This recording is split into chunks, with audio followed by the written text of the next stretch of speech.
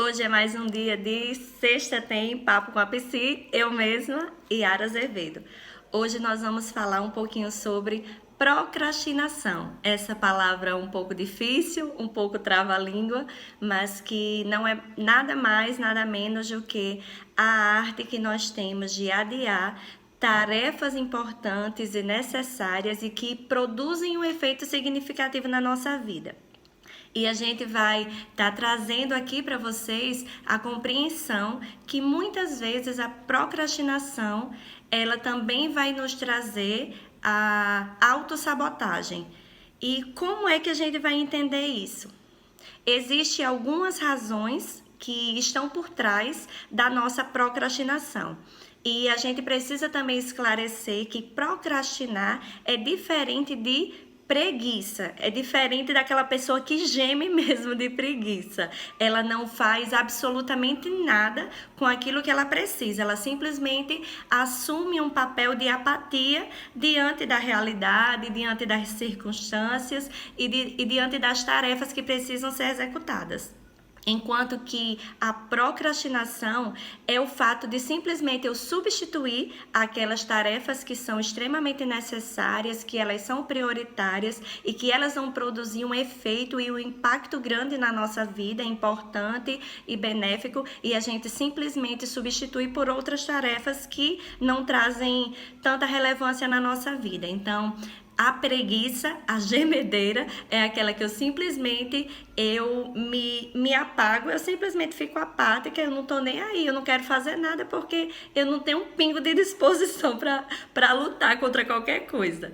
E a procrastinação vai ser, eu preciso fazer uma tarefa, e aquela tarefa vai me dar uma possibilidade de ascensão, de crescimento ou de melhoria na minha própria qualidade de vida, mas eu simplesmente substituo. Então, por isso que muitas vezes a procrastinação, ela vai traduzir para a gente também um pouco da autossabotagem.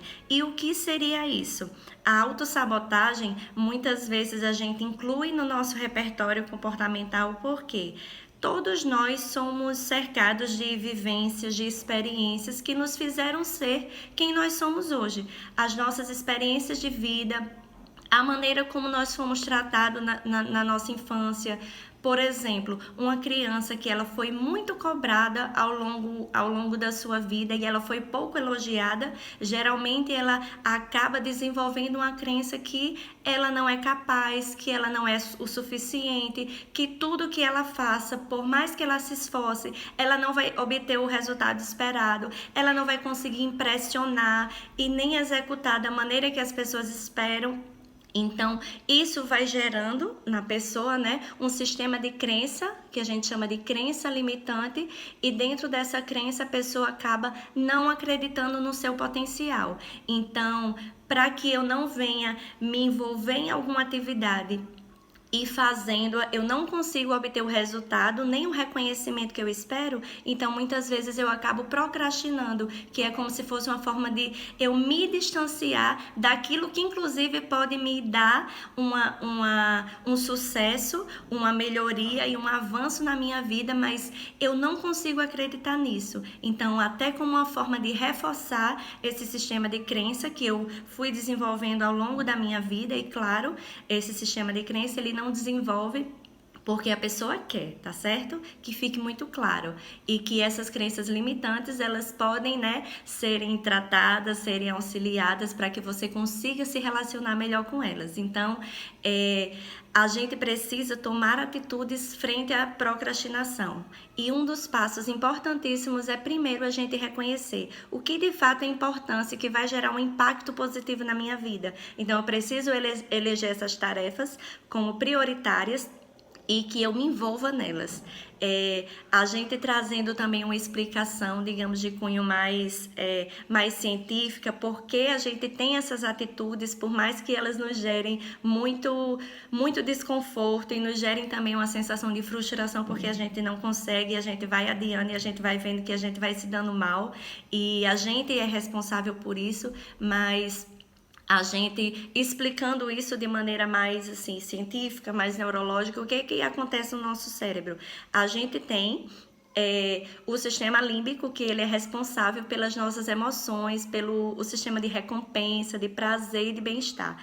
E lógico, gente, todo ser humano, todos nós, a gente busca sempre atividades, situações que nos promovam prazer.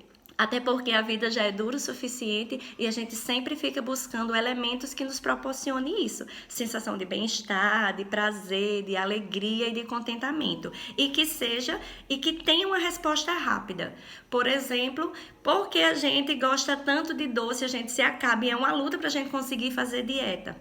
Porque o doce, ele vai proporcionar pra gente essa sensação de bem-estar, de prazer, mexe no nosso sistema límbico e a gente se sente muito bem. É como se fosse uma coisa bem compensatória e a gente tem esse efeito de uma maneira muito rápida. Então, é gostoso e a gente consegue obter isso de uma maneira muito rápida. E isso a gente vai também encontrar na questão de outros vícios, como álcool, como drogas, como qualquer outra coisa.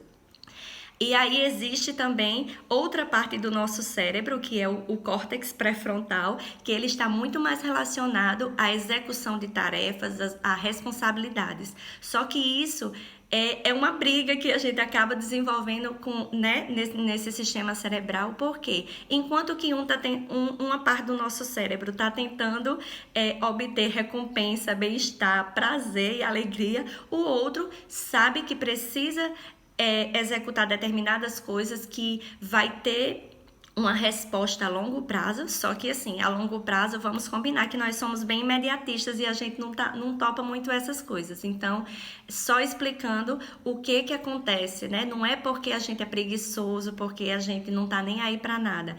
É simplesmente porque existe uma parte do meu cérebro que quer uma recompensa rápida e prazerosa e outro que vai estar me estimulando a situações que vão me dar um resultado a longo prazo. Mas vamos combinar que a gente gosta mais de um imediatismo. Então, por isso, a razão de muitas vezes a gente procrastinar, ainda que a gente queira sucesso na nossa vida. Mas para que a gente os alcance, a gente precisa deixar que o nosso córtex pré-frontal, né, a gente utilize mais isso. Como é que a gente vai fazer isso? A gente tomando atitudes frente à nossa procrastinação. Quando tiver alguma tarefa, tiver alguma necessidade de execução, que a gente simplesmente acolha, mesmo sabendo que pode ser desconfortável, pode ser desagradável no momento, mas aquilo vai trazer um resultado positivo a médio e a longo prazo. E trocando em miúdos, eu gosto muito de dizer isso. A gente precisa ter essa responsabilidade, esse cuidado com a gente mesmo e que a gente não troque aquilo que a gente quer para nossa vida por aquilo que a gente quer no momento, porque o momento ele passa, o momento é algo muito assim, muito rápido, mas aquilo que a gente quer e a gente tenta fazer e conquistar para nossa vida vai perdurar por muito mais tempo. Então, por isso que é importante a gente, quando vier alguma situação e a gente tomar uma escolha frente àquela situação ou aquela tarefa que a gente precisa executar, a gente precisa analisar que impacto vai ter na minha vida. Vai ter um impacto positivo? Isso vai ser algo durável? E aí eu vou obtendo as minhas escolhas e eliminando ou pelo menos conseguindo me relacionar melhor com a procrastinação. Então, não adie mais as tarefas que são importantes, não fique se auto-sabotando, porque você e eu, nós somos sim capazes de ter muitas conquistas na nossa vida, mas para que a gente as tenha, a gente precisa tomar atitudes frente a ela. Então hoje eu vi com a camiseta que tem dizendo assim, Believe in yourself, que significa acredite em você, não procrastine mais. Vá ao encontro do seu sucesso, executando as atividades. Por mais que a sua história trouxe para você que você não era capaz, muda essa crença e começa a perceber que você é capaz sim de conquistar muito sucesso. Mas para isso você precisa agir.